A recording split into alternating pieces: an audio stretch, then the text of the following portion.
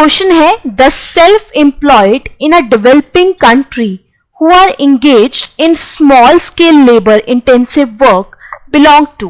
एक विकासशील देश में सर्वनियोजित जो छोटे पैमाने पर श्रम गहन काम में लगे हुए हैं उनको आप क्या कहोगे?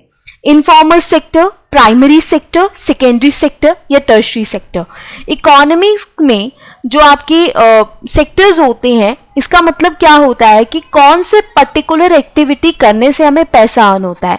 यहाँ पर जो प्राइमरी सेक्टर है वो राइट आंसर आएगा। राइट आंसर प्राइमरी सेक्टर क्यों आएगा? प्राइमरी सेक्टर में ऐसे लोगों को या ऐसे कामों को इंक्लूड किया जाता है जहां पर जो आपका पैसा अर्न कर रहे हैं वो एक नेचुरल रिसोर्सेज से कर रहे हैं, जैसे कि एग्रीकल्चर।